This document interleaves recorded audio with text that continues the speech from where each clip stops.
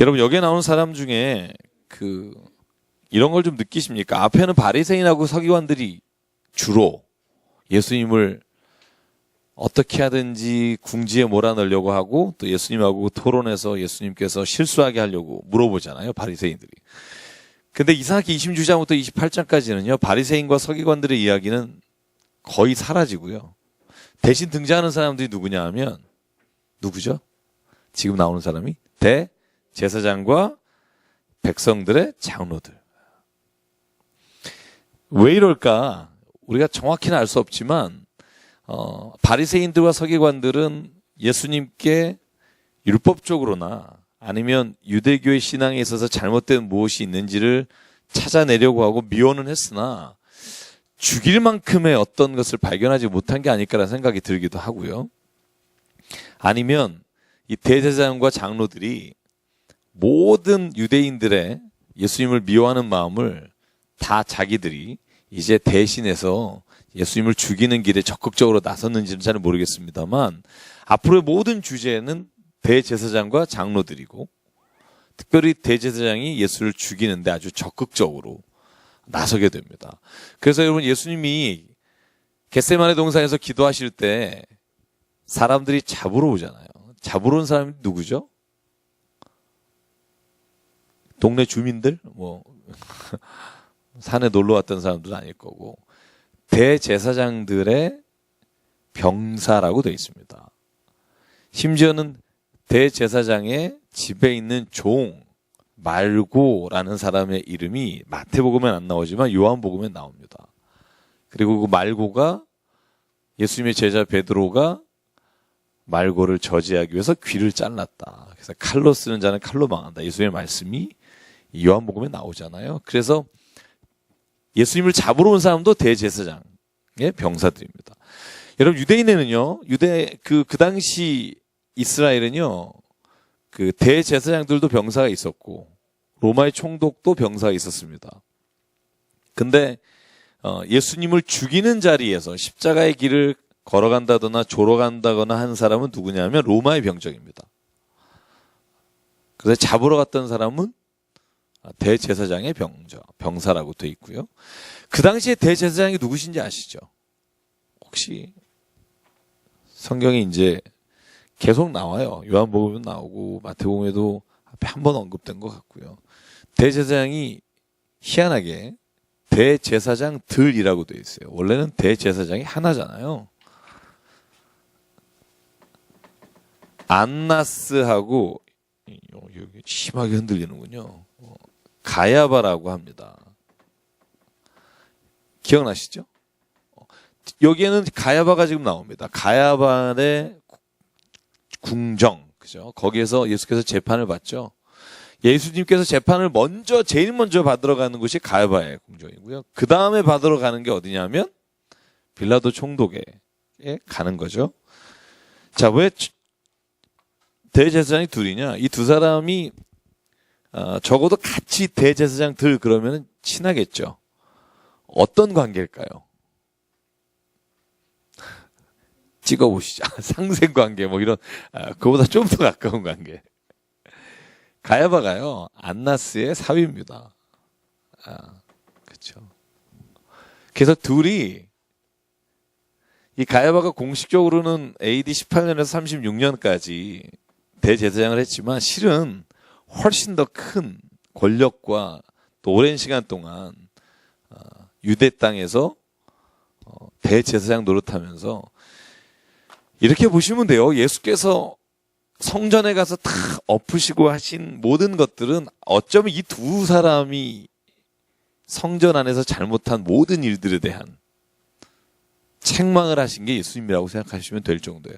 예수님이 태어나셔서 사역하시기 시작하시기 전과 후를 이 가야바 그리고 거기 장인어른이 둘이서 이 모든 안 좋은 일들은 다 한 겁니다. 성전에서 했던 모든 것도 대제사장의 승낙이 없이는 물건도 팔 수 없고 거기에서 환치기도 할 수 없고 그러니까 대제사장이 적극적으로 이 모든 재판의 일에 참여하는 건 당연하다고 보입니다.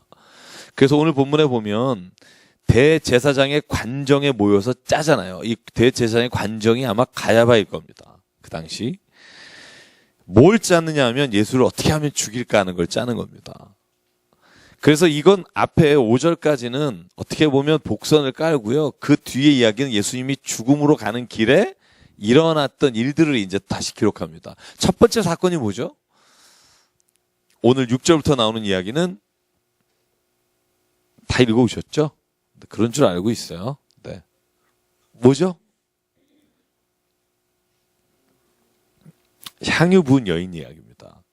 제가요, 오늘 이렇게, 교회 이렇게 오면서 제가 이제 한 분을 자가용으로 같이 왔는데요. 갑자기 이렇게, 봉투도 준비가 안 되신 것 같은데, 이렇게, 헌금이라고 해야 되나, 돈이라고 해야 되나, 저희 건축원금이라고 해야 되나, 갑자기 돈을 이렇게 주시면서 이 교회에 입당하는데 쓰시라고. 근데 큰 돈은 아니에요.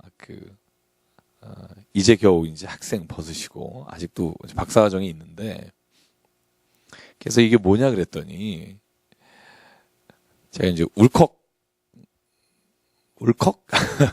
제 마음이 그랬는데, 독일에서 공부하고 왔는데요. 독일에서부터 자기 친한 세 사람이 5년 동안 한 게 있대요. 그게 뭐냐 하면 성경 통독을 친구 셋이서. 그래서 어떻게 하냐 하면 60일이면 성경을 한 번 읽는 게 있어요. 60일에 한 번 읽으시려면 여러분 어떻게 해야 되는지 알죠? 한 20장씩 읽으면 돼요, 하루에. 그러니까 마가복음 하루에 읽어야죠. 16장이니까. 그죠? 요한복음도 21장이니까 요한복음을 읽어야 되는 거죠. 그렇게 하면 60일 걸린대요. 그래서 친구들하고 60일을 읽을 때 하루에 1,000원씩 자기가 감사헌금을 드리고, 그래서 60일이 되면 6만 원이고요. 그렇게 2번을 읽은 거예요. 그래서 그 모은 돈은 하나님이 그때 가장 하나님께서 마음에 감동을 주시는 일에 이렇게 헌금하게 하셨는데, 이번에 세 번째로 120일 동안 스위스에 있는 친구들하고 셋이서 또다시 성경 통독을 하고, 그걸 마치니까 120일이니까 12만 원이잖아요. 그 12만 원을 저한테 주면서 교회에 입당하셨다는데, 제가 왜 이 얘기를 왜 드리냐 하면, 야, 액수도 참 애매하게 헌금한다 이러실까봐. 보통 우리가 왜 3, 5, 7, 10이잖아요. 근데 왜 12만 원을 했을까 궁금하실까봐 말씀드린다고. 그래서 자기는 그래서 성경을 통독을 1년에 한 번씩은 친구들하고. 근데 저는 그래서 청년부 생각이 딱 나더라고요. 그 자매가 또 시작하는 거예요. 이제 120일 동안 마치고 또 창세기부터 요한계시록까지 60일 동안 또 시작하는 거예요. 그래서 평생 한 자기가 100번은 읽을 수 있겠다고.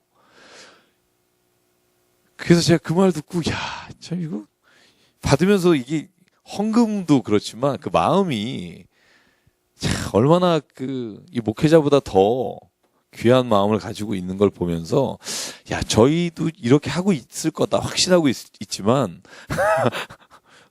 성경을 좀 세상의 어떤 시간보다도 성경 읽는 시간이 좀 우리한테 제일 좀 좋은 시간이 되면 얼마나 좋을까. 그리고 더불어 그렇게 하루에 1,000원씩 이렇게 헌금한 걸 하나님께서 이렇게 주신 마음으로 이렇게 내면 얼마나 좋을까, 이런 생각도 해봤고요. 그래서 그냥 오는 동안 좀 뭉클해갖고 왔습니다. 진짜 주님의 일에 내 모든 걸 헌신한 사람은 절대로 하나님이 그 사람을 그냥 두지 않는 줄 믿습니다. 저는 그 확신이 있습니다. 자기가 하는 만큼, 자기가 하나님을 사랑하는 만큼 하나님은 또 우리에게 그 사랑을 깨닫게 하시고요. 그 길을 인도하십니다. 그래서 제가 오늘 오면서 약간 우리도 그렇게 해야겠다. 여성교회도 되게 좋겠다. 되게 좋겠죠, 그죠? 인상 쓰지 마시고요. 좋겠다, 이런 생각했고요. 그래서 오늘 그렇게 예수를 죽이려는 음모를 꾸미고 있었습니다. 이 이야기가 왜 나오냐면 이 뒤에 얘기를 설명하기 위해서요. 한 여인이 오늘 성경 본문에 보면 나병 환자 시몬의 집에 들어갑니다. 그 지역이 베다니로 돼 있고요. 이 베다니 지역에서 나병 환자 시몬의 집에 예수께서 들어가셨을 때 그때 한 여인이 뛰어들어와서 예수의 발에 옥합을 깨서 붓습니다. 오늘 성경 마태복음에 이 나드라는 말이 안 나옵니다만 이 매우 귀한 향유 한 옥합, 이것이 누가복음에는, 마가복음하고는 나드라고 되어 있습니다. 그래서 이 돈이 어느 정도 될까? 오늘 이 마태복음은 나오지 않습니다만 여기에 한번 볼까요? 제자들이 8절에 분개하잖아요. 그죠? 왜 예수의 발에 이 모든 것을 낭비하느냐, 이런 의미죠. 그런데 가룟 유다의 말을 들으면, 여러분 요한복음에 12장 4절에 보면 가룟 유다가 제자 중 하나라고 여긴 돼 있는데요. 요한복음 이름이 나와요. 가룟 유다가 향유를 왜 300데나리온이나 되는 이 비싼 걸 가난한 자에게 나누지 않니? 300데나리온이면 이제는 아시죠? 얼마 정도 되죠?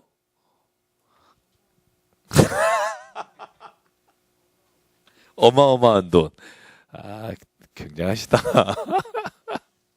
자, 데나리온, 드라크마 같다 그랬죠. 하루의 품삯입니다. 그래서 300일의 품삯이면 거의 1년치 연봉이에요. 연봉 되는 거를 깨서 부니까 제자 중에 분개하는 거고, 가룟 유다는 막 300데나리온을 왜 팔아서 가난한 자에게 주지 않냐고 책망하는 겁니다. 그래서 여러분, 요건 사복음서에 다 나오는데요. 내용이 조금씩 달라요. 다음에 읽어보시면 알 겁니다. 두 군데는 요한복음하고 여기는 베다니로 돼 있고요. 그리고 다른 부두복음서는 갈릴리로 돼 있고요. 여기가 나병 환자 시몬의 집이라고 돼 있기도 하고, 또 여러분 누가복음에 보면 한 바리새인의 집이라고 돼 있습니다. 그리고 요한복음에 보면 이 집이, 그러니까 그 여인의 이름은 마리아라고 나옵니다. 마르다의 동생 마리아라고 나오고요. 나사로의 집이라고 되어 있습니다. 그러니까 이런 생각을 해봐요. 이 본문들에 조금씩 차이가 있는데 그 내용의 중심에 있어서는 거의 동일합니다. 제자들이 그 부은 것을 가지고 분개하면서 왜 가난한 자에게 나누지 않았냐고 했고, 그래서 아마 이 부분들에 대해서 우리가 이 본문 말씀을 읽으면서 이 여인이 마리아인 것은 맞는다는 생각을 하게 되고요.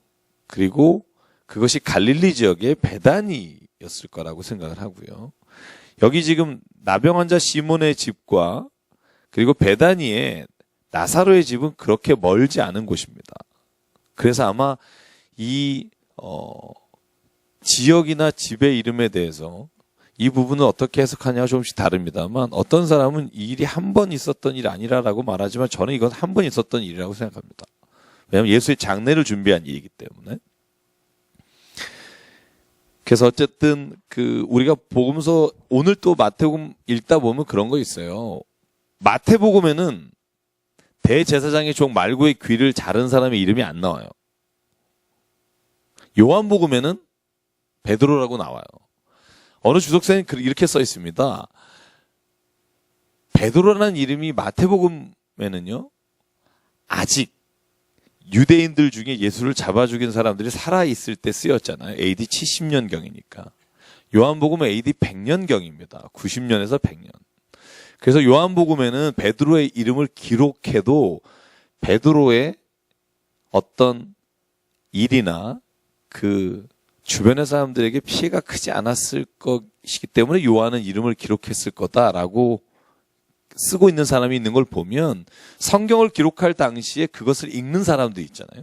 그것이 믿음의 공동체 사람만 읽는 게 아니라 이게 만약에 다른 사람의 손에 들어가면 누가 어떤 일을 했고 누군 무슨 주동을 했구나, 이렇게 오히려 역으로 쓰일 수 있기 때문에 성경의 말씀 중에는 조금씩 차이가 있는 게 있을 수 있다, 이런 표현이 있는데 저는 그 표현도 굉장히 이해가 가는 표현입니다. 예를 들어서 우리가 왜 익투스라고 그러잖아요. 물고기로 우리가 예수님 믿는 걸 서로 한 이유는 뭐냐면 그리스도인인 게 발각되면 죽으니까. 그래서 성경 안에서도 그래서 이름을 밝힌 복음서가 있고 밝히지 않은 복음서가 있고 조금씩 다르게 기록한 것들이 있는데 아마 그런 이유도 있지 않겠나라는 표현을 하는데 저는 그것도 굉장히 성경을 읽을 때 제가 이해하기 좋은 본문의 말씀드렸고요. 자, 근데 오늘 본문으로 돌아가면 요약하면 이런 겁니다. 한 여인이요, 예수 앞에 와서 자기의 모든 모아놨던, 여러분 이 나드 한옥합은요 어떤 걸 의미하냐면 내가 죽을 때 나의 장례를 준비한 것이거든요. 근데 그걸 벗단 말이죠. 이걸 어떻게 볼 거냐는 거예요. 왜냐하면 예수님은 이 여인을 굉장히 칭찬하거든요. 이렇게 말합니다. 이 여인은 나의 장례를 준비한 거다. 죽음을 예비하는 거다. 그리고 복음이 전해지는 곳마다 이 여자의 이름도 같이 전해질 거다. 그러면 이 정도면 뭐 예수님께서는 굉장한 칭찬하신 거란 말이죠. 한번 볼까요? 본문을 11절, 12절. 10절에 먼저 보죠. 10절만 읽죠. 시작. 예수께서 아시고 그들에게 이르시되 너희가 어찌하여 이 여자를 괴롭게 하느냐? 그가 내게 좋은 일을 하였느니라. 예수님은 좋은 일을 했다 그러고요. 자, 12절. 이 여자가 내 몸에 이 향유를 부은 것은 내 장례를 위하여 함이니라. 13절. 너에게 이르노니 온 천하에 어디서든지 이 복음이 전파되는 곳에서는 이 여자가 행한 일도 말하여 그를 기억하리라 하시리라. 이 정도면 예수께서는 극찬하신 겁니다. 이유는 뭘까? 어떤 사람은 이제 이걸 가치를 비교할 때요, 우리가 흔히 왜 우리가 돈을 쓸 때 우리가 보통 경제학에서 기회비용이란 말 쓰잖아요.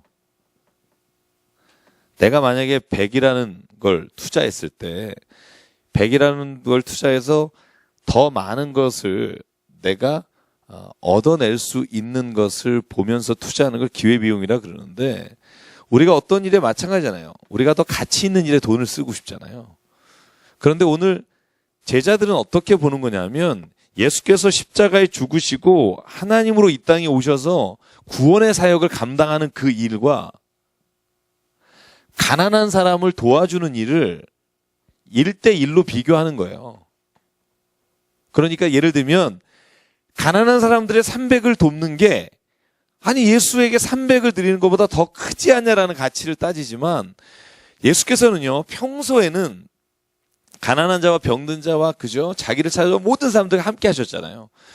그런데 오늘만큼은 어떤 얘기를 하시냐면, 지금 예수께서 가시는 그 길이 이런 세상의 어떤 것과 비교의 대상이 되지 않는다고 예수께서는 말씀하신다고 저는 읽게 됩니다.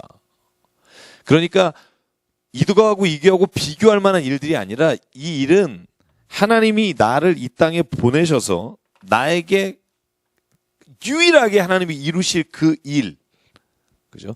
이것을 예비하고 준비하고 이것을 나를 위해서 이 모든 것을 준비한 여인에 대해서 예수께서는 칭찬할 수밖에 없는 겁니다.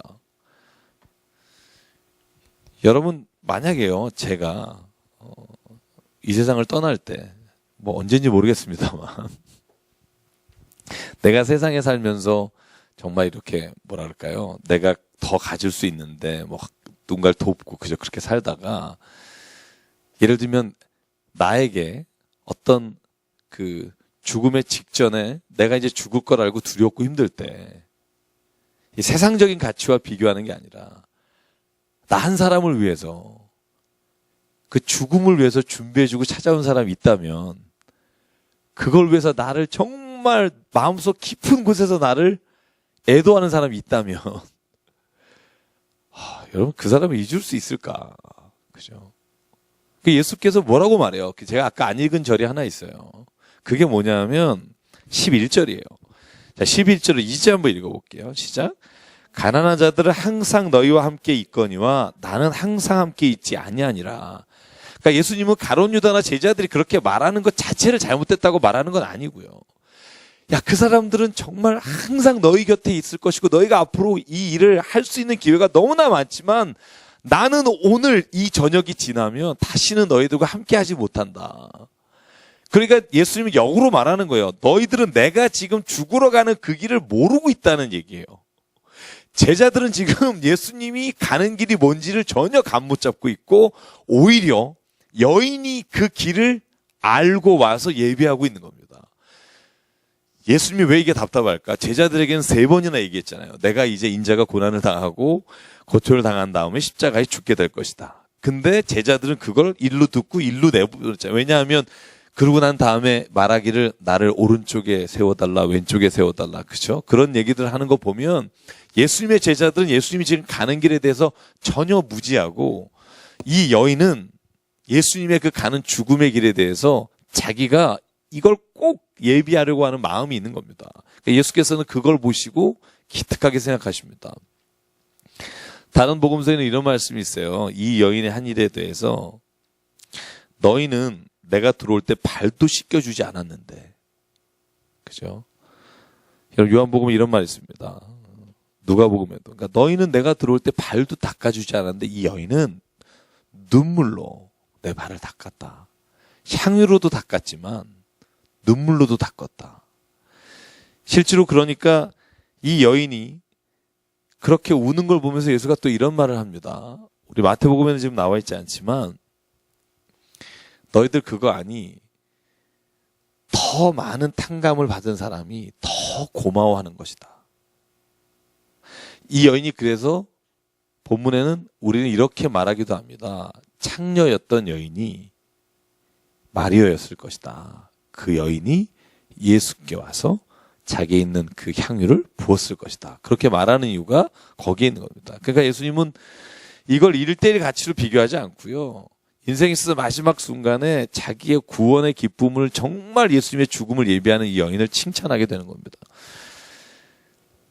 그래서 저는 우리가 세상에서 마땅히 해야 될 어떤 약자와 힘든 사람을 도운 것과 예수님께 하는 것을 1대1로 비교해서 말하는 것들이 때로는요, 우리의 신앙에 있어서 방향이 잘못될 수도 있다는 걸 기억해야 합니다.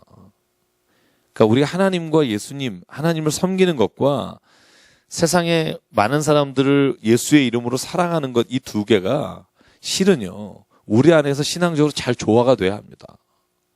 이 둘이 조화를 이루지 않으면 실제로 우리가 하나님을 섬기고 예수님을 따라 살고 예수님을 존귀하게 높여드리는 행위가 우리의 마음으로부터 깊은 곳에서 나오지 않을 때가 많습니다. 그걸 조심해야 합니다. 그래서 이런 말 써요. 신앙에 있어서 가장 나쁜 게 뭐냐면 세속이에요. 세속적인 신앙을 가는 건 문제예요. 그런데 예수께서 육신이 되신 것처럼, 이 성육신이 되신 것처럼 우리가 세속적인 사람이 되지는 말아야 되지만, 우리가 신앙을 하면서 세상 가운데 이런 표현이 좀 있습니다. 세속화될 필요는 있습니다. 그러니까 이 표현이 여러분 좀 조심하셔야 되는데, 그러니까 우리가 거룩한 것과 우리가 세상의 모든 것을 이렇게 분리하고 사는 게 아니라 우리가 그 세계에 들어가서 그 일을, 하나님이 원하시는 일을 해야 합니다. 만약에 우리가 그것을 더럽다고 가지 않으면 치유할 사람이 없는 거죠. 예수께서 하신 것처럼. 그런데 우리가 그 안에 들어가서 나마저도 세속적인 사람이 돼버리면 우리는 그걸 구원하는 게 아니라 그 속에서 똑같은 사람이 되는 거죠. 그래서 예수님이 늘 성육신의 인카네이션의 의미가 있어요. 뭐냐 하면 내가 본질적으로 세상의 육신의 것에 들어가지만 그러나 내 자신은 육신의 것으로 인해 더럽혀지지 말아야 된다. 그게 예수께서 아마 믿는 사람들에게 원하시는 모습이라고 생각합니다. 그래서 오늘 이 본문을 제가 읽으면서 여러분 이 사복음서에 다 나오는 걸 보면 굉장히 예수님께서 또 제자들도 중요하게 생각하는 본문이라고 생각하고요. 자, 그래서 오늘 14절부터 보면 가룟 유다 얘기가 나와요. 대제사장에 가서 가룟 유다가 말합니다. 내가 예수를 넘겨주겠다. 자, 우리 14절, 15절만 15, 16까지만 같이 한 목소리 읽을게요. 14, 15, 16 시작. 그때 12 중에 하나인 가룟 유다라 하는 자가 대제사장들에게 가서 말하되 내가 예수를 너에게 넘겨주리니 얼마나 주려느냐 하니 그들이 은 30을 달아주거늘 그가 그때부터 예수를 넘겨줄 기회를 찾더라.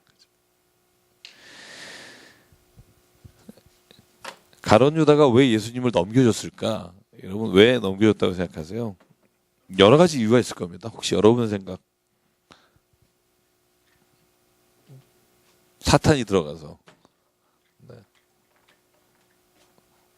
다른 분은요? 왜? 돈의 욕심이 있어서. 뭐 그럴 수도 있겠으나 나중에 이 은30을 딱 버린 걸 보면 또 돈만은 아닌 것 같아요. 그죠? 그래서 우리가 이런 얘기 하잖아요. 그 예수에 대해서 실망했다. 그런 말 하죠. 왜냐하면 가룟 유다는 이스라엘을 로마로부터 해방할 메시아를 기대했는데 무력하게 죽는다고 얘기하는 순간부터 가룟 유다는 예수는 우리의 메시아가 아니다라는 생각을 했을 것이다라는 게 학자들이 보는 관점 중에 가장 많은 관점이긴 해요. 왜냐하면 가룟 유다는 과격파 출신이었을 거라 보잖아요. 그런데 예수께서 하시는 일을 보니까 이건 뭐 이스라엘을 구원하기는 굉장히 힘들게 보이는 거죠. 그러니까 이쪽이 아니다라는 생각을 했을 거라는 거고요. 어떤 이유인지 모르지만 가룟 유다는요, 그 마음에 예수를 팔려는 마음이 있었어요. 그런데 제가 역으로 여쭤봅니다. 다른 제자들은 그런 마음이 없었을까?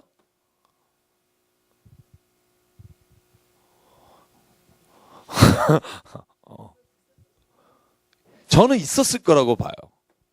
왜냐하면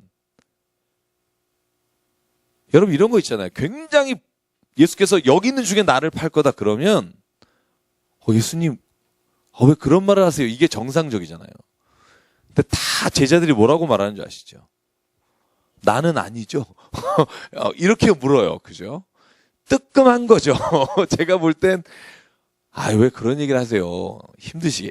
오히려 그런 말을 해야 저는 정상적인 사람이라고 생각하거든요.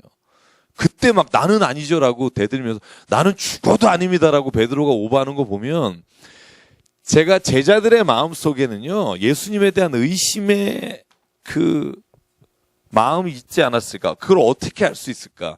예수께서 잡히실 때 만약에 예수가 메시아고 구원자라는 확신이 있었다면 따라갔을 거예요.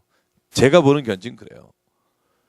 아니 인류를 구원하신 하나님이 오셔서 그걸 내가 믿는데 어떻게 안 가겠어요? 근데 같이 있어 보니까 약간 능력도 딸리는 것 같고 뭐 지금 막 나를 따라라 이래도 부족한데 난 죽으러 가거든 막 이러는 거 보니까 굉장히 뭐 공명심도 없는 것 같고 저는요 예수님의 말씀을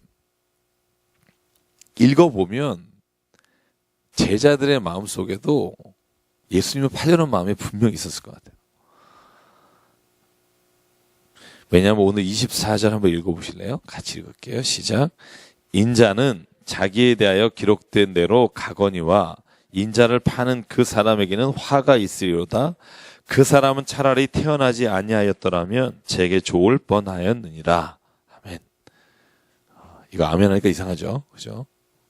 세상에서 가장 사람에게 이런 말을 하는 게 참 안타까울 거예요. 태어나지 않는 게 나을 뻔했다.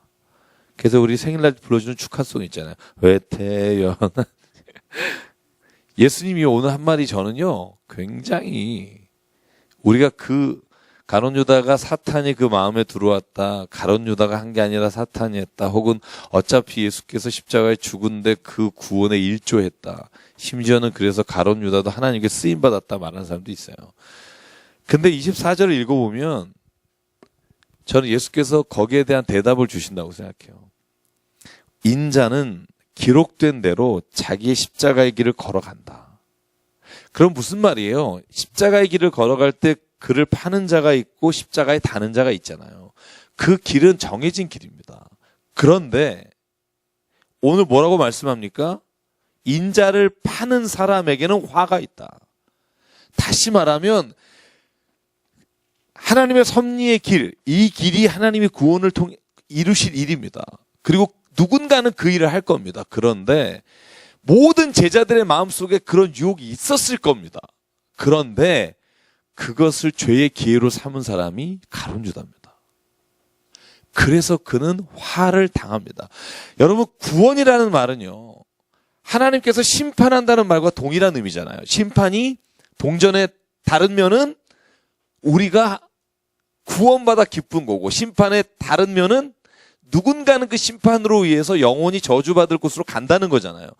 그 기준이 하나님이 그 마음에 사탄을 주시거나 아니면 그 마음에 하나님이 주셨다면 심판이 하나님이 받으셔야지 사람이 받는다는 게 이상하잖아요. 그런 생각 안 드세요? 사람이 심판을 받거나 화를 당하는 이유는 자기가 그 일을 선택하고 자기가 그 일을 행할 만한 자유의지가 없으면 심판은 무의미합니다. 저는요, 그래서 우리가 왜 종말에 관해서 말할 때 이랬잖아요. 예수는 모든 사람에게 오라 그랬잖아요. 아픈 사람, 병든 사람, 길에 나가 누구든 이 잔치에 초대했으나 초대받아도 오지 않는 자들, 거절한 자는 문 밖에서 이를 갈며 슬피 우는 거잖아요. 그러니까 예수님은 모든 사람을 초청했습니다. 그죠? 그런데 그 초청에 응하지 않는 사람이 잔치에 못 오듯이 저는 반대로도 똑같다는 거예요. 사탄의 이 마음은요, 누구에게나 유혹이 있어요. 여러분 유혹 없어요? 지금 이 시간에 딴 데 가면 재밌을 텐데. 여러분 없으시군요. 네. 그러니까 늘 내 안에 유혹이 있어요. 어떤 일을 할 때. 근데 그 유혹은요, 내가 잡아서 죄의 기회로 삼느냐 아니냐가 결국은 오늘 예수께서 말씀하신 것처럼 인자를 파는 자는 화를 당하리라고 하는 기준이 거기에 있다는 거예요. 저는 베드로도, 저는 거기에 있던 도마도 다 예수에 대해서 예수가 왜 하나님이 십자가에 죽지라는 의문이 있었으나 가룟 유다가 그걸 죄의 기로 삼아 대제사장에 가서 예수를 넘겨주겠다고 은삼십을 받아온 겁니다. 저는 그래서요, 하나님은 사탄이 그 안에 시킨 대로 했다고 해서 벌하시는 게 아니라 그걸 취한 사람을 벌하십니다. 그래서 늘 조심해야 한다고 생각합니다. 우리가 무슨 일을 행할 때마다 조심해야 될 것 같고요. 그래서 17절에 보면 무교절의 첫날에 제자들이 예수께 나와서 유월절 음식을 잡술 것을 준비하기를 요청합니다. 걔들 18절에 뭐라 그래요? 여러분 이거 우리 지난주에 본 본문하고 비슷하죠? 그죠? 예루살렘에 입성하려고 할 때 이 탈 게 없습니다. 그러니까 너네 가보면 저쪽에 가면 나귀가 묶여 있었는데 가져와라 그러면 사람이 물을 거다. 어디에 쓰려고 하냐. 주께서 쓰신다라. 비슷한 거예요. 마지막 저녁 식사를 어떻게 할까요? 그랬더니 여기에 뭐라고 돼 있어요? 성한 아무개에게 가서 이르되 선생님 말씀이 이때가 가까이 왔으니 내 제자들과 함께 유월절 내 집에서 지키겠다 하라. 그러니까 그 집에 들어가서 밥 먹는 거예요. 근데 이거 마가복음과 누가복음에 보면 이렇게 쓰여 있어요. 뭐라고 쓰여 있냐면 물 한 동이를 이고 가는 사람이 있는데 그에게 물어봐서 그 집에 가자. 그러면 그 집으로 들여보낼 것이다. 그죠? 좀 자세히 나와 있어요. 근데 더 자세히 나와 있는 건 요한복음에는 마가복음에는 그곳이요 큰 다락방이 있었더라 이렇게 기록되어 있습니다. 자, 그게 15절이에요. 마가복음 14장 15절에 그 집은 가보니까 큰 다락방이 있었더라. 그래서 그 집을 우리가 어떤 집으로 봐요? 사도행전 1장에 나왔던 마가의 다락방. 요한이라고 하는 마가의 다락방입니다. 그래서 마가복음에는 15장 마지막 50몇 절에 이렇게 돼 있죠. 혼이불을 쓰고 옷을 벗은 채로 도망가는 한 청년 이야기가 나오잖아요. 그걸 제가 한번 말씀드린 적 있습니다. 그걸 성경학자들은요, 마가라고 봐요. 그리고 그 마가가 왜 마가복음을 기록할 때 한 청년이 혼이불을 쓰고 발가벗고 갔다고 기록했느냐? 겟세마네 동산에서 예수께서 잡혀가실 때 그 옆에 자기가 있었던 것을 기록하고 있을 수 있다고 봐요. 왜 그게 가능한가? 마가의 다락방에서 예수님과 제자들이 마지막 유월절 음식을 드시고 성만찬을 시작하시고 제자들의 발을 닦으시고 겟세마네 갔을 때 마가가 쫓아갔을 수 있다고 봐요. 그건 제 얘기가 아니고 제 스승께서 쓰신 글에 그렇게 보는데 전 굉장히 일리가 있다고 봐요. 여러분 성경에는요 자기가 기록할 때 자기의 이름을 이렇게 넌지시 숨겨놓은 데가 있고요. 요한복음 21장 제가 말씀드린 거 기억나죠? 베드로가 저 예수님을 사랑하는 자, 예수님의 사랑받는 beloved disciple예요. 예수님의 사랑받는 그 제자를 물어봐요. 근데 요한복음에만 그 이름이 나와요. 예수님의 사랑받는 제자. 그걸 우리는 요한이라고 생각해요. 왜냐하면 자기가 자기 이름을 쓰기가 좀 뭐하니까 베드로가 저 사람은 어떻게 됩니까? 그러니까 예수님 뭐라 그래요? 넌 신경 꺼라. 제 인생은 제가 알아서 할 것이고 너는 너의 일에 충실해라. 그래서 성경을 기록한 저자 중에 혼리부를 쓰고 한 청년이 예수가 잡혀가는 그때 도망가는 모습을 기록한 건 마가복음에만 있는데 그래서 마가의 다락방일 확률이 크다고 봐요. 그 큰 다락방이라는 게 성경에는요 그 집밖에 안 나와요. 그런 이유가 있어요. 자 보십시오. 자 이제 마지막 6월절에 예수와 제자들이 한 집에 들어가서 식사를 나누고 있는데 그때 21절에 이렇게 묻습니다. 같이 한번 21절, 22절 같이 읽어보겠습니다. 시작. 그들이 먹을 때 이르시되 내가 진실로 너희에게 이르노니 너희 중에 한 사람이 나를 팔리라 하시니 그들이 몹시 근심하여 각각 여짜오되 주여 나는 아니지요. 대답하여 이르시되 나와 함께 그릇에 손을 넣는 그가 나를 팔리라. 자, 아마 그때 모든 사람이 같이 손을 넣었을 거예요. 그렇잖아요. 같이 이렇게 손을 넣겠죠, 그릇에. 자, 그리고 나서 가룟 유다가 묻죠. 25절. 랍비여, 나는 아니지요. 그죠? 랍비라는 말을 제자들이 예수님께 잘 쓰지 않습니다. 그래서 이 정황으로 봤을 때 가룟 유다는 이미 그의 마음에 예수를 자신의 스승이나 구세주로 믿는 게 아니라 그냥 랍비, 가르치는 자, 그런 의미로 쓰고 있고요. 여러분 예수께서 잡히실 때 가룟 유다가 와서 입 맞추잖아요. 그죠? 입 맞추는 걸 보고 대제사장과 그 병사들이 예수인 줄 알고 가서 잡잖아요.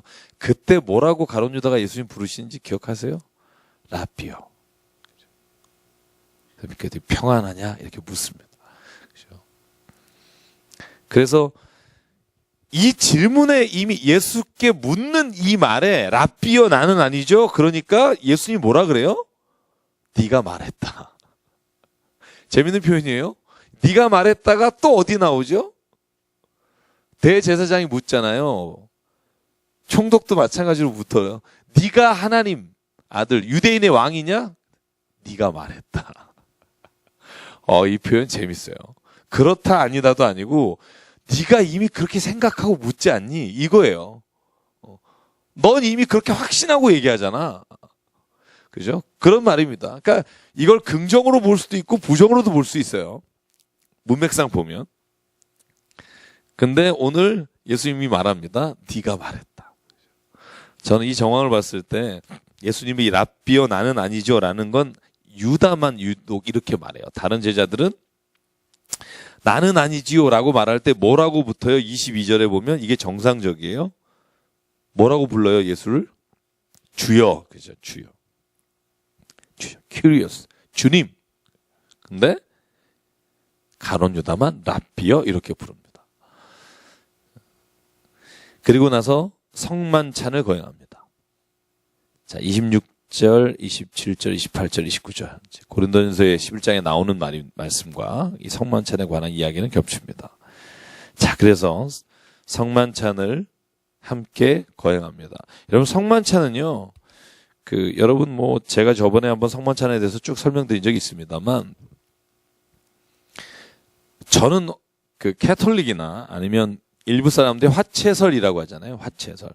우리가 유카리스트라고 하죠. 우리가 성체를 우리의 입을 통해서 넣는 순간 이것이 예수 그리스도의 몸이 된다는 거예요. 성체.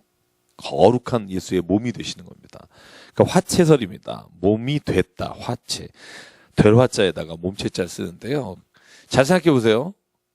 저는요 이걸 굳이 아니라고 말하고 싶진 않아요. 왜냐하면 저는 병자도 살아나고 죽은 자도 살아나게 하시는 분인데 그 빵 조각이 우리의 몸에 들어올 때 예수님의 몸이 될 수도 있고 우리가 포도주를 마실 때 예수님의 피가 될 수도 있어요. 그런데 예수님은 그것보다 더 근본적인 얘기를 하고 있는 거예요. 제가 그래서 성만찬의 의미는 우리가 기독교적 예식을 취하고 그래서 그걸 먹을 때만 기억하라고 예수께서 말씀하신 적이 없다는 거예요. 예수님은요, 그냥 6월절 만찬을 거행하시면서 이것은 내 살이다. 이것은 내 몸이고 이것은 내 언약의 피다. 이것을 먹고 마실 때마다 나를 기억해다오. 그러면 저는요, 보다 더 예수의 말씀에 근본적으로 가까이 가는 게 뭐냐 하면 먹을 때마다예요. 먹을 때마다. 저는 그래서 식사의 자리도요, 성만찬이라고 생각해요. 너무 과한가요, 제가? 여러분 이렇게 떡을 떼고 밥을 드시는 이건 역시도 저는 예수께서 우리 안에 살아계시고 거하시고, 왜 이 말씀이 더 설득력이 있냐면요, 요한복음에 나는 생명의 떡이다 라고 말씀하실 때 성만찬하고 연결시켜서 말씀하지 않으셨어요. 요한복음 4장에 사마리아 여인에게 내가 생수다라고 말할 때 성만찬 할 때 한 게 아니에요. 물을 먹을 때 말하는 거예요. 내가 누군지 알면 넌 지금 나한테 물 달라고 했을 거다라고 얘기하잖아요. 그러면서 뭐라고 말해? 내가 주는 물을 먹는 자는 어떻게 된다? 영원히 목마르지 않는다. 그러니까 이 물이나 떡이 변하는데 초점이 있기보다는 저는 예수님이 예수가 누구인지를 알면 그분이 누구시냐면 그분은 곧 하나님이시고 하나님이 인간이 되시고 우리를 위해 피를 흘려주신 분이시고 우리가 그 예수 그리스도를 진짜 믿음으로 받아들이면 그 안에 예수께서는 살아계시고 역사하시는 분으로 우리가 늘 우리 안에서 그분을 모시고 살 수 있다는 믿음의 고백인 줄 믿습니다. 저는 그래야 성만찬이 더 의미가 있다고 생각해요.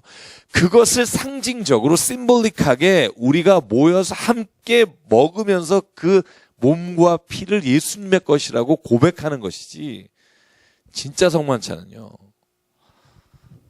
매일매일의 삶에 예수께서 내 안에 들어오시는 걸 의미합니다. 저는 그래서 우리가 그 고백 없이 성만찬을 받을 때만 예수의 몸이 내 안에 들어온다 이렇게 말하는 것은요, 저는 약간 부족하다는 생각을 해요. 그러면 성만찬을 매일 해야 돼요. 매일 해야 맞아요. 근데 성만찬을 몇 번 하느냐 중요하지 않거든요. 그래서 여러분, 기독교 개신교의 공식적인 입장은요, 임재설과 기념설입니다. 대부분이. 우리가 성만찬을 할 때 거룩한 그리스도의 영이 임하셔서 우리의 그 모든 행위를 하나님의 거룩하신 일로, 거룩하신 몸으로, 거룩하신 피로 우리를 함께 임재해 주신다는 거. 또 하나는 우리가 그것을 먹을 때마다 그렇지, 예수님이 우리를 위해 죽으신 그리스도이시며 우리를 위해 피 흘려 주신 그분이시지라고 그분을 기념하는 거. 이게 개신교가 가지고 있는 성만찬의 공식적인 입장입니다. 그래서 고린도전서 12장에 보면 그 이야기가 자세히 잘 나와 있어요. 자, 오늘 26장도 꽤 길군요. 좀 빨리 갈게요. 자, 겟세마네 기도는 뭐 저희가 너무나 잘 알고 있기 때문에 겟세마네 기도에서 예수께서 똑같은 기도를 3번 반복하시죠. 그리고는 요즘 개그 콘서트가, 그죠? 이 예수님의 말씀을 따라서 하죠. 김준호 씨인가요? 잤냐 안 잤냐, 그죠? 43절 보실래요? 다시 오사 보신즉 그들이 자니 이는 그들의 눈이 피곤함이로라. 예수께서 3번 내려와서 물어와요. 너희들 자냐? 한시도 나와 깨어있지 못하냐? 저는 이 예수님의 이 마음이 팍팍 전달이 돼요. 예수님의 그 고민을 전혀 이해하지 못하고요, 오히려 졸고 있는 제자들을 보시는 겁니다. 36절, 37절, 38절에 보면 예수님은요, 겟세마네 동산에서 제자들을 또 따로 떼어놓으시고 베드로와 야고보, 요한을 또 데리고 올라가세요. 잘 보십시오. 자, 이제 뭐 산이 있다고 합시다. 제자들은 여기에 지금 있어요. 8명은 여기 있는 거예요. 그리고 예수와 세 제자 베드로와 야고보가 같이 올라가요. 그러니까 예수님과 같이 있는 거예요. 보세요. 성경에 예수께서 어떻게 기도했다고 돼 있죠? 땀방울이 핏방울이 되도록 기도하면요, 여러분 그거 옆에서 한번 땀방울이 핏방울이 되는 거 보신 적 있으세요? 보지 않았으면 말을 하지 마세요. 예수님이 그렇게 기도하는 걸 보고도 자는 거예요. 저는요, 이걸 보면서, 예수님 진짜 외로웠겠다. 그죠? 뭐, 세 제자들과 조금 떨어져 있을 수도 있지만, 야, 정말 외로웠겠다. 그런 생각하고요. 한편으로는 인생은 다 외로운 길이다.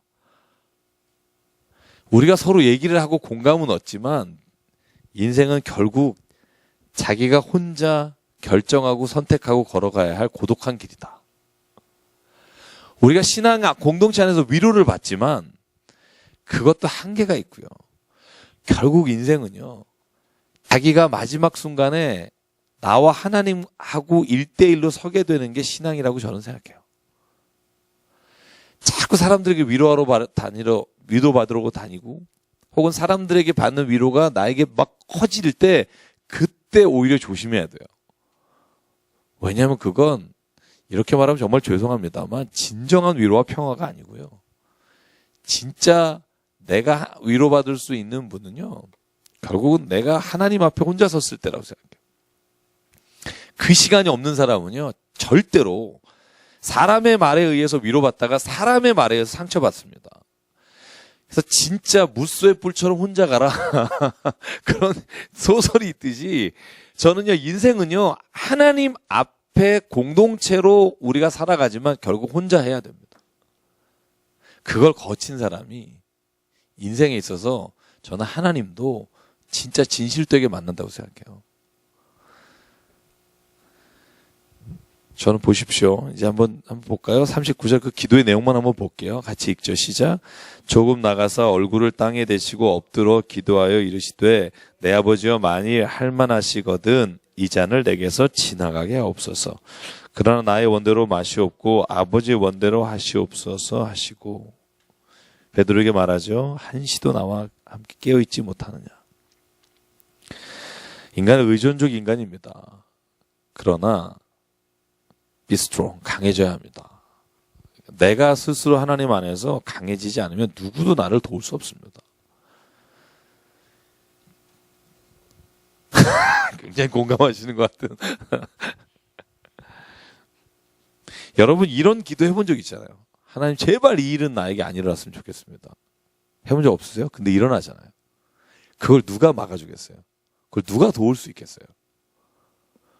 그 일이 지난 후에 아니면 그 일이 있을 때 내가 옆에 있어 줄게 하는 위로는 될 수 있으나 결국 그 일을 당하고 그 일 가운데 그 일을 해석하고 그 일을 이겨낼 건 나예요. 그 순간은 어느 누구도 도움이 안 돼요. 그런데 그 시간이 지나고 나서 깨닫는 게 있죠. 아, 하나님이 이 모든 걸 나에게 주신 거구나. 하나님만이 나에게 이 모든 것을 가져가실 수 있고, 그러므로 나의 모든 위로와 모든 평안은 하나님이 주실 수 있구나. 여러분 저는요, 그래서 니체가 말한 거하고 달리 저는 강한 자가 오히려 하나님 앞에 설 수 있다고 생각하는 사람이에요. 약한 사람은요, 하나님 앞에 혼자 못 서요. 늘 주변적으로 쓰게 되고요. 진짜 강한 사람만이, 이 모든 일을 다 경험한 사람만이 하나님 앞에 단독자로 쓰게 됩니다. 하나님만이 나를 이끌어 가실 수 있습니다. 그 고백이 나오는 순간 진짜 저는 신앙인으로 쓰게 될 수 있다고 생각해요. 45절 세 번째 마치고 나서 예수께서 이렇게 말합니다. 같이 읽죠. 시작. 이에 제자들에게 오사 이르시되 이제는 자고 쉬라. 보라 때가 가까이 왔으니 인자가 죄인의 손에 팔리리니라. 자, 그때 49절 유다가 와서 랍비여 안녕하십니까 입맞춥니다. 참 확 그냥 그죠. 확 그냥 막 그냥 그죠. 어떻게 이럴 수 있을까? 그죠? 예수께서 말합니다. 오히려 친구여, 네가 무엇을 하러 왔는지 행하라. 예수와 함께 있던 자 중에 하나, 요한복음 베드로라고 되어 있습니다. 대사장의 종 말고라고 되어 있고요. 귀를 떨어뜨리니까 예수의 말씀. 52절 같이 읽죠. 시작. 이에 예수께서 이르시되 내 칼을 도로 칼집에 꽂으라. 칼을 가지는 자는 다 칼로 망하느니라. 그 다음에가 예수께서 하신 말씀이 확 와닿습니다. 53, 54 시작. 너는 내가 내 아버지께 구하여 지금 12군단 더 되는 천사를 보내시게 할 수 없는 줄로 아느냐? 내가 만일 그렇게 하면 일이 있으리라 한 성경이 어떻게 이루어지느냐 하시더라. 예수님 말씀이 이런 거죠. 내가 지금 하나님께 구하면 하나님은 12군단을 보내서 이 모든 상황을 제압하실 수 있다. 나 안다. 그런데 하나님이 내게 말씀하신 게 뭐냐면 이 잔이 너에게 가야 내 구원의 일을 이룰 수 있다. 네가 이 일을 해야 된다.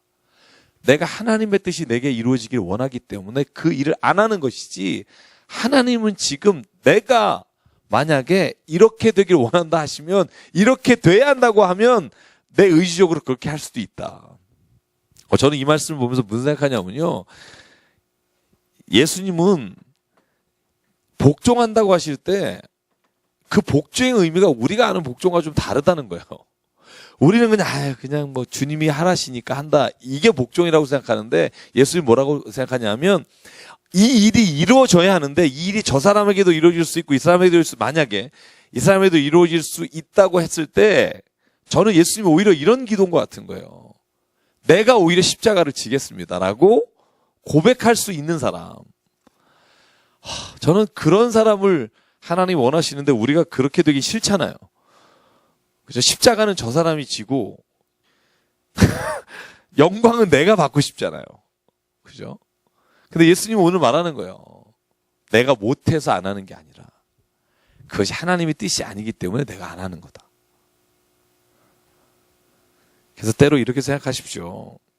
내게 지나가지 못하고 그냥 지나가지 않고 일어난 일이 있는데 그것이 내게 어려운 일이고 힘든 일이고 누가 보더라도 고통의 일이라도 그 일을 내가 마땅히 해야 한다면 내가 그 일을 지고 가겠다라는 선언이 있으면 저는 그 사람이 오늘 예수의 십자가를 지고 그 길을 걸어가는 사람이라고 생각합니다. 예수의 혁명은 뭘까? 예수님의 혁명은요, 싸워서 이기는 혁명이 아니라 사랑으로 그 사람의 짐까지 뒤집어 쓰는 혁명입니다. 저는 예수께서 원하시는 우리 그리스도인의 모습이 그거라고 생각합니다. 좋은 것만 취하고 남한테 보일 때만 잘하는 게 아니라 남에게 보이지 않는 일, 정말 그 일이 정말 누가 보더라도 형편없는 일을 먼저 하는 사람, 그것이 그리스도인이어야 하고 리더가 돼야 합니다. 저는 여기 있는 분이 우리 교회 리더라고 믿습니다. 리더인 줄 믿습니다. 리더는요, 십자가를 지는 사람이에요.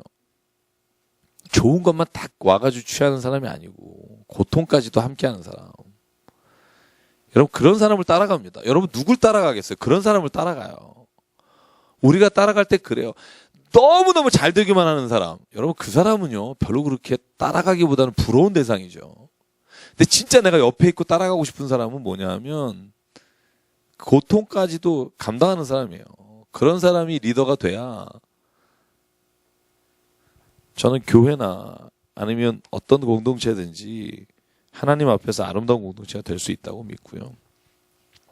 자, 그래서 예수께서는 이제 잡히십니다. 그래서 55절 보시면 잡히셔서 57절 어디로 가시죠? 대제사장 가야바의 집에 가십니다. 57절. 다른 성경 아니죠? 네, 57절. 아까 말하는 것처럼 가야바에 가시고. 자, 60절에 보면요, 거짓 증인들을 세웁니다.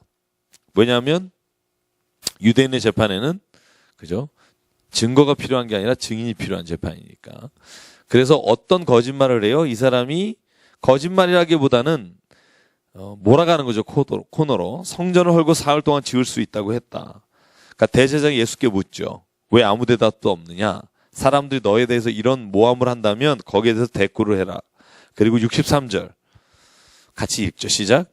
예수께서 침묵하시거늘 대제사장이 이르되 내가 너로 살아계신 하나님께 맹세하여 하노니 내가 하나님의 아들 그리스도인지 우리에게 말하라. 그러니까 뭐라 그래요? 네가 말했다. 이거 좋은 대답이에요.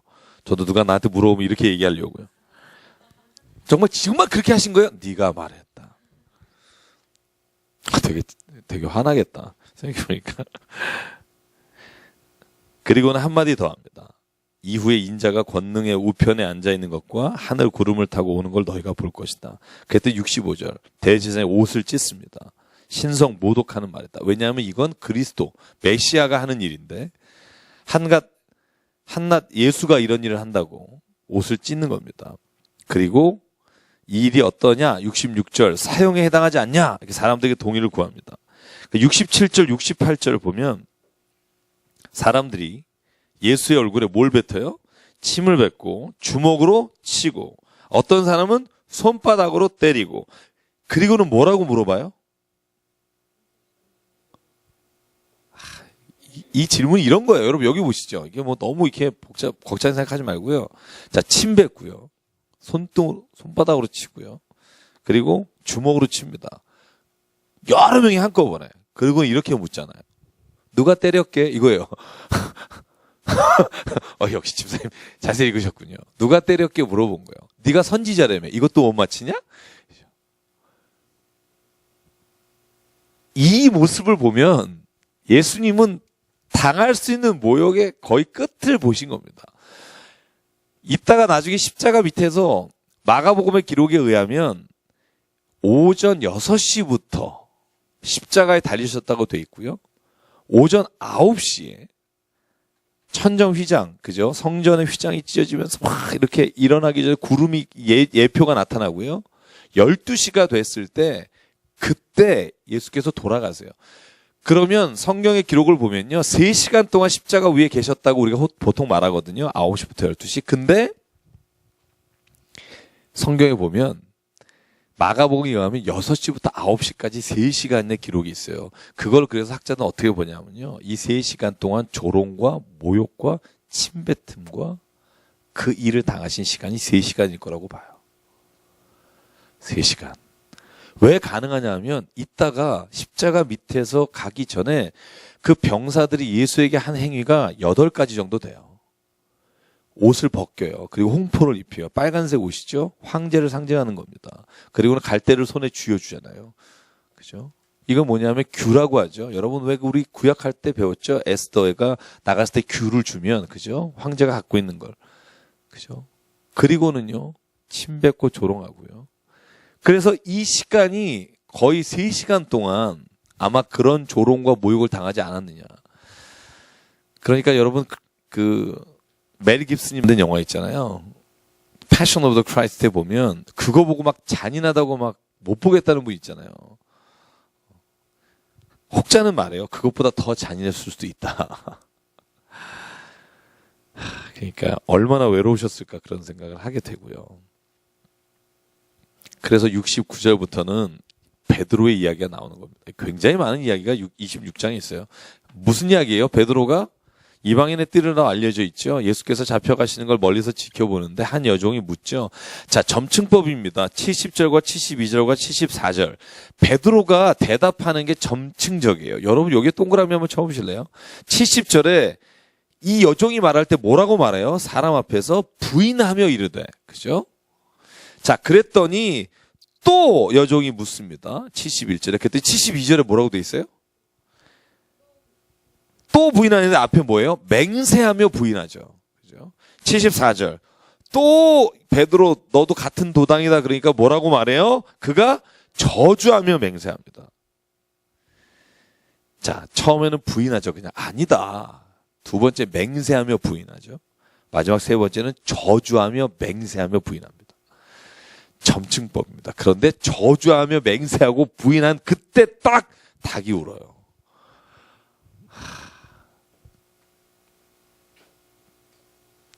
통곡을 하는 거죠. 왜? 예수의 말씀이 생각난 거죠. 네가 닭이 울기 전에 3번 나를 부인하리라. 베드로가 왜 사도행전 2장에 보면 예수님을 위해서, 그죠? 성전 미문 앞에 있는, 그죠? 안진뱅이를 일으킬 뿐만 아니라 그의 평생을 바칠까? 저는 이 눈물이라고 생각해요. 눈물. 그러니까 여러분, 저는 이렇게 생각합니다. 곱게 죄를 안 지고 예수님을 따라가는 사람도 정말 정결하고 순결하게 너무 그 길을 걸어가는 게 아름답고요. 자기가 선택과 결단으로 인해서 죄의 길로 혹은 하나님 정말 기뻐하시지 않는 길을 갔다가 그랬는데 정말 처절하게 하나님 앞에 돌아온 사람은요. 또 그 방법대로 하나님을 쓰시는 겁니다. 근데 결국은 뭐냐면 그 사람이 예수님의 사랑과 그 은혜 앞에 감격했느냐 안 됐느냐지 얼마나 그 사람이 직선으로 갔느냐 굴곡으로 갔느냐 돌아서 갔느냐 하나님께 아무 의미가 없습니다. 지금 그 사람이 하나님의 은혜의 자리 앞에 있느냐가 중요합니다. 그리고 하나님의 은혜 자리 앞에 있다면 저는 큰 죄를 아까 예수께서 말씀하신 것처럼 은혜가 더 큰 사람에게는 그 감격이 더 큰 거고요. 그러니까 베드로나 바울은요. 그의 목숨을 걸고 그냥 갈 수밖에 없는 게 바울도 예수 믿는 사람을 죽였잖아요. 7 집사 중에 하나인 스데반을 죽였잖아요. 그 죽음을 보면서 예수님께 돌아온 그 처절함이 있는 거죠. 그래서 저는 신앙은요. 늘 자기의 삶의 자리에서 자기가 하나님을 예수님을 어떻게 만났느냐가 중요하지 그 사람이 얼마나 오랫동안 교회에 다녔냐는 별로 중요하지 않다고 생각해요. 이 점침적 부인을 보면서 제가 요한복음 21장이 떠올랐습니다. 예수께서 요한의 아들 시몬아 내가 나를 다른 사람보다 더 사랑하느냐 할 때 몇 번 묻죠? 3번 묻잖아요. 콱 이렇게 찌르시면서 그죠? 3번 부인한 걸 기억하게 하시면서 그리고 거기에 있던 도구들도 예수님 처음 만났을 때 도구들이잖아요. 숯불 있었죠. 그죠? 그리고 고기 있었죠. 물고기. 그죠? 저는 예수님은 사람을 부르실 때 다 각자의 삶의 자리에서 예수님을 만난 경험을 가지고 부르신다고 생각하고요. 자, 이거 온풍기 트니까 따뜻하네요. 그래서 잠이 오네요. 그죠? 자, 27장. 자, 혹시 제가 26장, 27장, 28장 보실 때 혹시 뭐 질문 없으셨어요? 네? 혹시 졸음이 달아나는 방법 여러 가지 중에 하나가 질문하는 거예요. 질문하시면 네. 없으시죠. 왜냐하면 제가 가진 질문도 약간 신학적인 어떤 연대 계산이나 시간 계산이나 예수님 돌아가신 시간 계산에 관한 거니까 제가 그건 좀 생략하고요.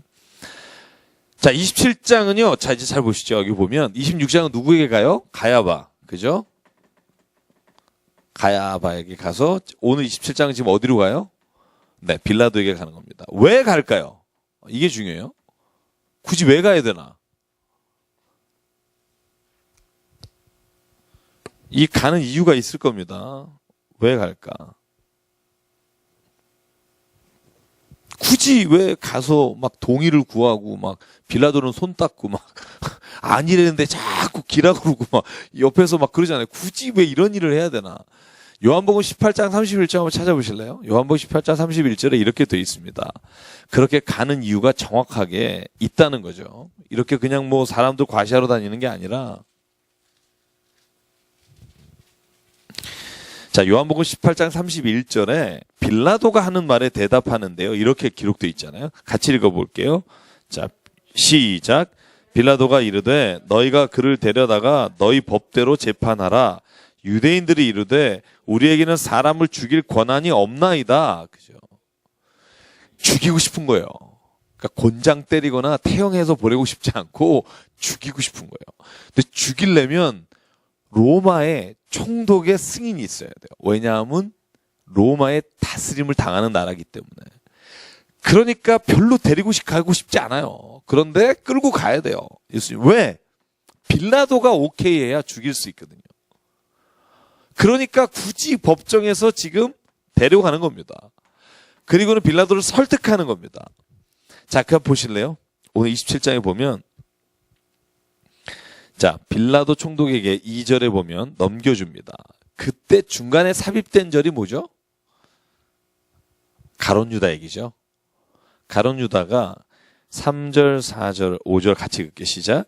그때 예수를 판 유다가 그의 정죄됨을 보고 스스로 뉘우쳐 은 30을 대제장들과 장로들에게 도로 갖다 주며 이르되 내가 무죄한 피를 팔고 죄를 범하였도다 하니 그들이 이르되 그것이 우리에게 무슨 상관이냐 내가 당하라 하거늘 유다가 은을 성소에 던져놓고 물러가서 스스로 목매어 죽은지라. 참 아멘하기가 그렇죠. 목매어 죽은지라 그렇게 나오니까. 여러분 이거 아세요? 가룟 유다도 회개하면 하나님께서 구원해 주셨을까 아닐까? 구원해 주실 겁니다. 근데 오늘 본문에 3절에 뉘우친다는 말이 있잖아요. 자, 뉘우친다는 단어. 왜 회개와 다를까?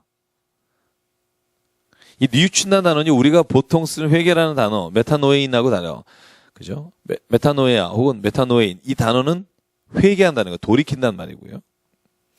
자, 여기에 쓰인 뉘우친다는 단어는 말은요, 비슷해요. 근데 멜레데이스라고 하는 단어인데요. 이건 후회하는 거예요. 후회하는 거예요. 자, 그럼 결정적으로요, 우리가 회개에 대한 단어에 대한 초점을 정확히 알아야 합니다. 회개는요, 후회하는 게 아닙니다. 그때 내가 이거는 회개가 아니에요. 야, 그때 그 집을 내가 왜 팔았어? 지금 막 올랐는데, 뭐 이런 거, 그죠? 막, 가슴이 얼마나 애절할지는 모르겠어요. 그러나 그건 회개가 아니에요. 성경이 말하는 회개의 정의는 정확합니다.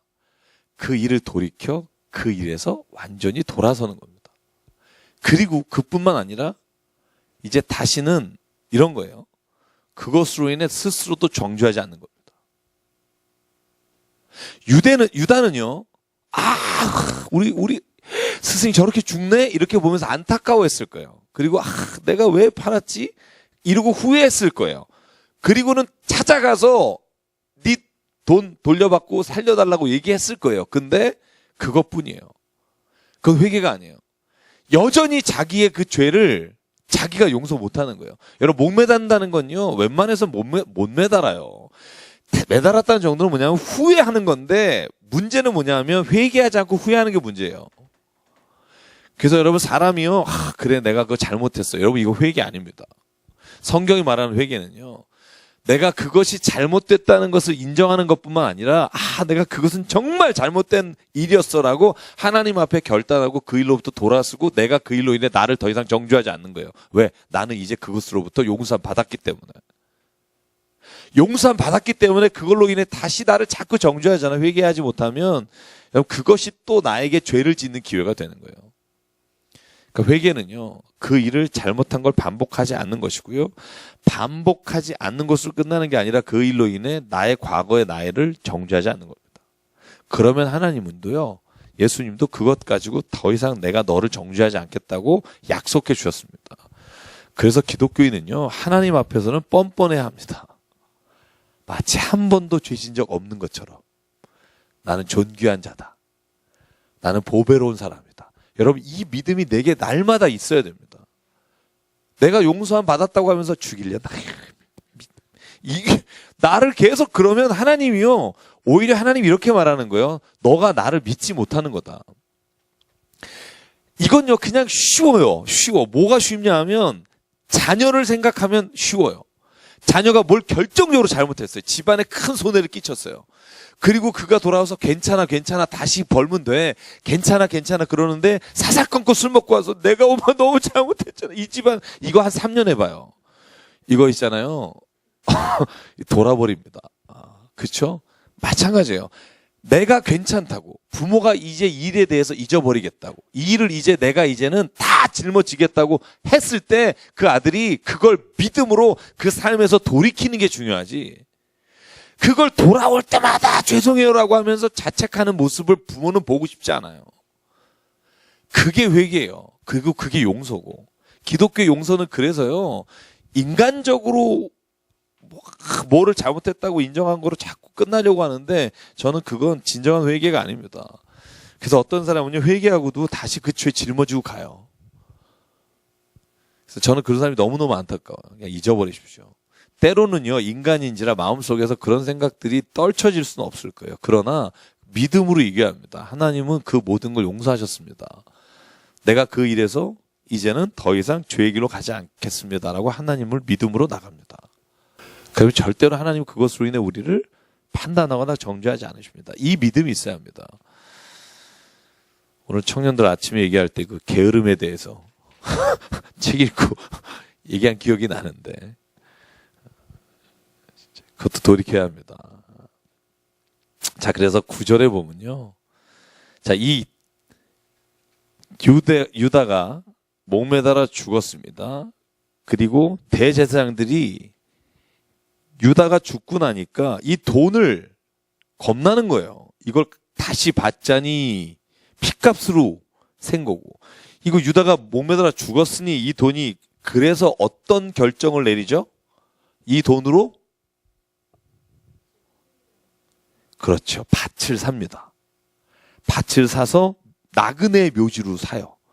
이 돈을 가지고 있다면 큰일 나니까. 여러분 스가랴에 보면요, 이 은 30이라는 건 어떤 돈에 비유하냐면 아무도 돌보지 않는 양을 돌보는 목자를 살 때 30, 은 30을 주고 삽니다.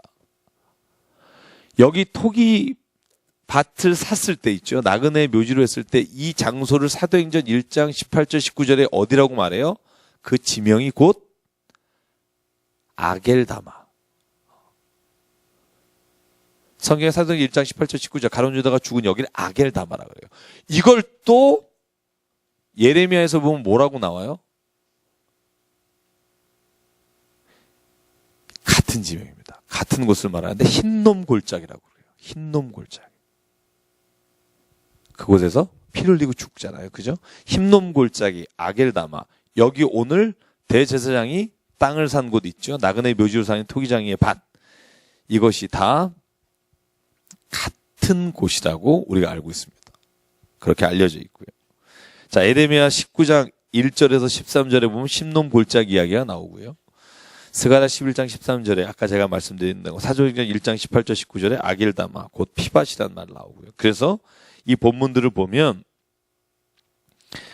유다의 이야기가 구약에 예언되었던 장소라고 우리가 알 수 있고요. 자, 성경에 자살한 사람 몇 명 나오죠? 이건 뭐 그냥 지나가는 길에 퀴즈입니다. 총 자살한 사람 몇 명 나오죠? 성경 통틀어서.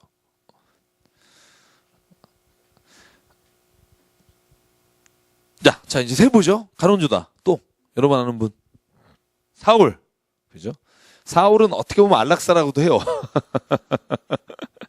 부상을 당해서 본인이 칼로 어쨌든 그것도 자살로 보죠. 우리 소극적 자살이 아니라 적극적 안락사이기 때문에. 자, 그 다음에 세 번째. 여러분 우리 기억나십니까? 다윗이 압살롬에게 쫓겨났다가 다시 돌아올 때 왜 그 머리를 쓰는 지략가. 그러니까 압살롬에게 있었던 사람과 다윗에게 있었던 사람 중에 다윗에 있던 사람이 거기에 전략적으로 들어가잖아요. 들어가서 압살롬 꼬셔가지고 다윗을 바로 쫓아가게 하잖아요. 누구죠? 아히멜렉이라는 사람. 그리고 후세라는 사람. 그래서 아히멜렉이 자기의 뜻을 받아들이지 않고 후세의 뜻을 받아들이니까 자살하죠. 아히멜렉은 아히도벨은요.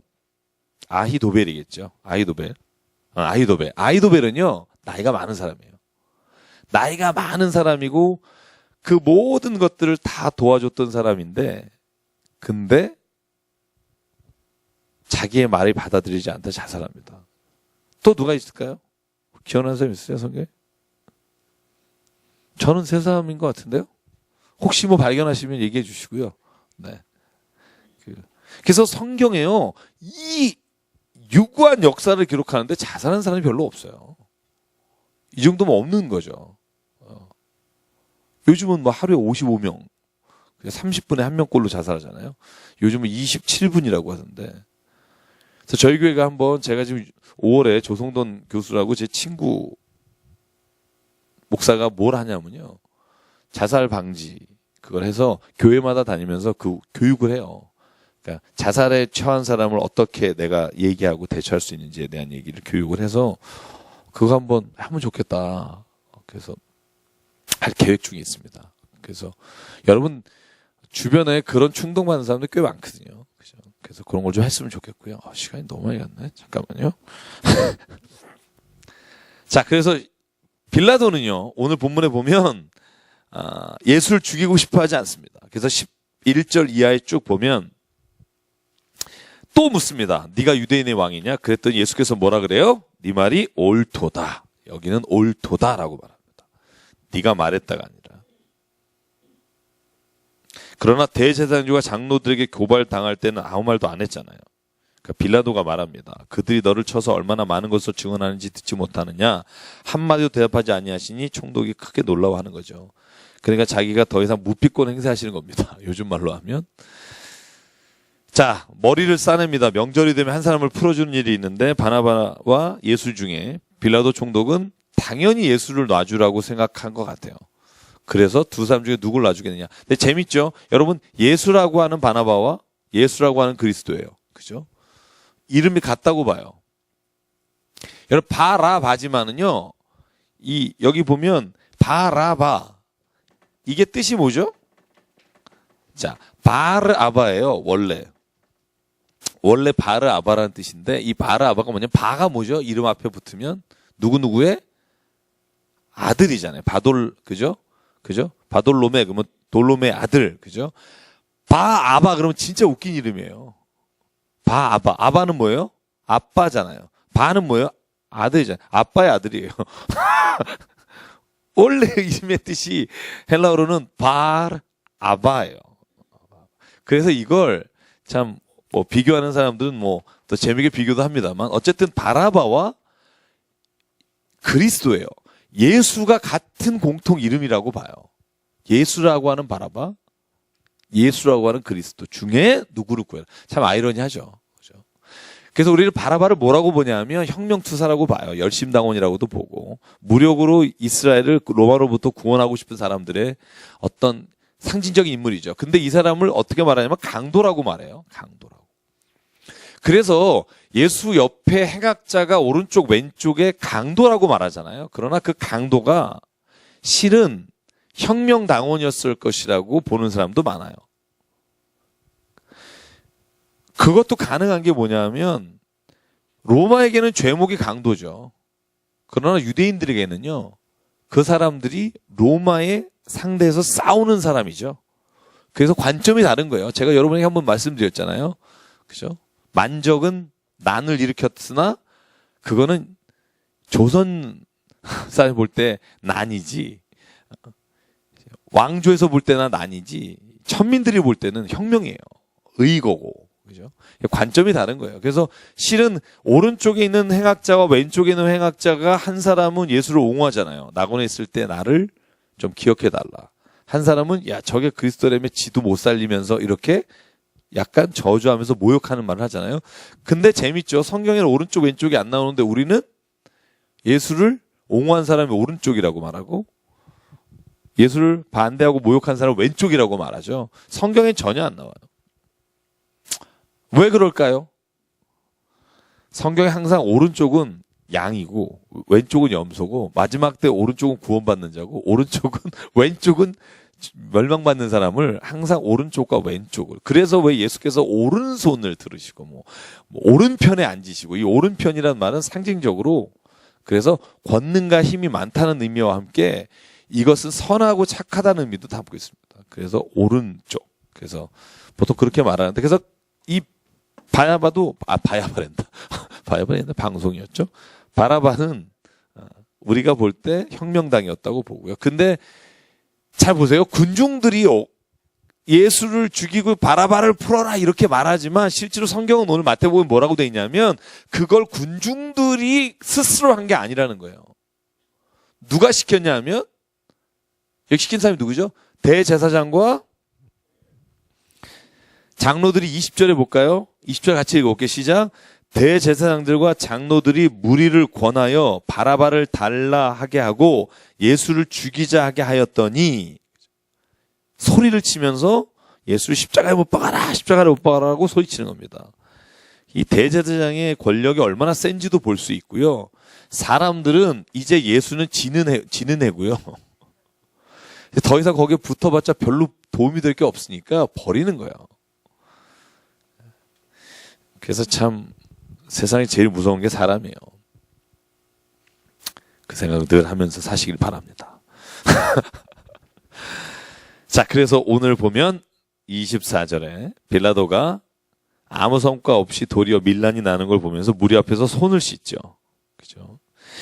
근데 요 빌라도가 손 씻는 장면하고요. 19절에 총독의 재판석에 아내가 나와요. 이건 정말 의외적인 일인데요. 이건 마태복음밖에 없어요. 다른 복음서에는 빌라도 총독이 손을 닦는다거나 아내가 꿈을 봤다고 예수를 죽이지 말라고 하는 이런 장면은 나오지 않습니다. 그래서 이 본문을 보면 저는 오히려 이런 얘기를 하는 것 같아요. 유대인들은 하나님의 뜻을 못 보고 소위 이방인들이라고 말하는 로마인들은 하나님의 뜻을 보는 거예요. 역전이 시키는 거죠. 우리 앞에도 이런 구조 있었잖아요. 그죠? 그러니까 아니 빌라도 총독 부인은 또 왜 나와가지고 어제 꿈을 봤는데 예수를 죽이지 말라고 라는 말을 하고 빌라도도 내 손은 나는 이 죽음과 상관없다. 그리고 나서 여러분 대제사장과 오히려 유대인들이 하는 말이 뭐냐면 이 말도 마태복음에만 있어요. 25절입니다. 다시 볼게요. 백성이 대답합니다. 시작. 백성이 다 대답하여 이르되 그 피를 우리와 우리 자손에게 돌릴지어다 하거늘. 그러니까 오히려 이 말씀을 읽으면 이렇게 되는 겁니다. 유대인들은 이제 구원의 길에서 탈락하고 그 자손도 탈락하고요. 오히려 이방인에게 구원의 빛이 들어가는 게 여실히 나타나고요. 이게 마태복음 28장 마지막에 예수께서 부활하시면서 너희는 세상에 온 인류에게 나가 사도행전 1장 28절도 마찬가지고 너희가 각각 예수의 이름으로 세례를 주고 제자를 삼아. 그죠? 이 마태복음 말씀과 사도행전에 너희가 온 유대와 사마리아 땅 끝까지로 내 증인이 되리라. 이 말씀이 결국 이 신학적인 단락 위에서 이루어지는 겁니다. 그래서 여러분 오늘 이 장면 예수가 죽는 장면을 딱 보고 누가 하나님의 아들이라고 고백하여? 마태복음은 백부장이에요. 유대인이 아니에요. 로마 군인이 예수가 죽으실 때 무덤에서 돌문이 열리며 28장에 나오잖아요. 돌문이 열리면서 그때 많은 사람들이 그죠? 우리가 소위 말하는 휴거라고 말하는데 그 장면을 보고 백부장이 고백하되 저는 실로 하나님의 아들이소이다. 그것도 백부장이 고백해요. 그래서 어떻게 보면 유대인들과 대제사장들은 이제 완전히 구원의 길에서 스스로 탈락하고 이제 이방인들에게 예수의 복음의 길이 열리는 장면이 정확하게 나오는 게 오늘 본문의 말씀이고요. 자, 28장, 27장 뒤에도 무지 기네요. 제가 28절만 읽고, 그 28, 29, 30, 31, 아까 제가 말한 부분이에요. 예수께서 어떻게 조롱을 당하셨는지. 그거만 같이 한번 읽어볼게요. 시작. 그의 옷을 벗기고 홍포를 입히며 가시관을 엮어 그 머리에 씌우고 갈대를 그 오른손에 들리고 그 앞에서 무릎을 꿇고 희롱하여 이르되 유대인의 왕이여 편안할지어다 하며 그에게 침뱉고 갈대를 빼앗아 그의 머리를 치더라. 희롱을 다한 후에 홍포를 벗기고 도로 그의 옷을 입혀 십자가에 못 박으려고 끌고 나가니라. 마가의 시간과 마태의 시간을 계산하면 무려 3시간가량 이 일을 한 거죠. 정말 사람이 당할 수 있는 가장 모욕적인 건 다 한 거예요. 갈대 들고 있으라고 해놓고 뺏어서 머리를 이렇게 그죠? 이런 침 뱉고. 근데 성경은 이렇게 말하죠. 그는 실로 우리의 죄를 담당하셨다. 다시 말하면 내가 당해야 될 모욕을 그분이 당하셨고 내가 당해야 될 조롱을 그분이 당하셨고 내가 당했어야 될 채찍을 그분이 당하셨다. 그런데 우리는 이렇게 말한다. 그가 죄를 짐으로 채찍을 맞았고 그가 잘못해서 그런 조롱을 당했다. 이제 사순절인데요. 또 이제 고난주간이잖아요. 다음 주간에. 저희는 그러지 않았으면 좋겠습니다. 그러니까 십자가가 상징적 의미지만 그러나 십자가가 내게 믿음의 대상이 되는 순간 그 상징은 나에게 세상의 어떤 것보다도 강력한 힘이 됩니다. 그걸 능력이라고 말하고요. 그래서 십자가에 내가 죽었어야 마땅하나 주님이 죽으셨습니다. 이 말은 우리가 한 사람 한 사람의 그 십자가에서 죽는다는 의미로 연결시키면서 내가 그것이 내 믿음이 될 때 그때는 정말 내 안에서 하나님이 내 삶을 변화시키고 새롭게 하시는 능력이 되는 걸 체험하게 될 겁니다. 그래서 사순절이 우리에게 주신 선물이고요. 굉장히 중요한 시기라고 생각하고요. 그래서 이 기간은 좀 자중도 하고 좀 제가 천주교 다니시는 분들 만났더니 다음 주는 그냥 저녁에도 계속 미사도 드리고 또 제가 처음 알았어요. 금요일하고 목요일하고 금요일인가? 금요일은요. 천주교에서 오르간도 안 친대요. 오르간 반주자가 그날 저 대신 어디 좀 음악회 좀 가줄 수 있겠냐 그랬더니 내가 나 저 너 반주하지 그랬더니 금요일은 괜찮아요. 금요일은 저희는 반주도 안 해요 그러더라고요. 아무것도 안 한대요. 그냥 주의 십자가만 이렇게 찬송도 반주 없이. 그래서 그걸 보면서 이게 또 형식이 때로는 그런 마음이나 이런 몸을 움직이듯이 그것도 좀 필요하겠다. 그래서 다음 주 고난주간 한 주간은 좀 깊이 십자가를 좀 묵상하면서 지났으면 참 좋겠다는 생각을 했고요. 저희는 그래서 여러분에게 참 좋은 기회를 드리잖아요. 새벽 기도회. 월요일부터 토요일까지.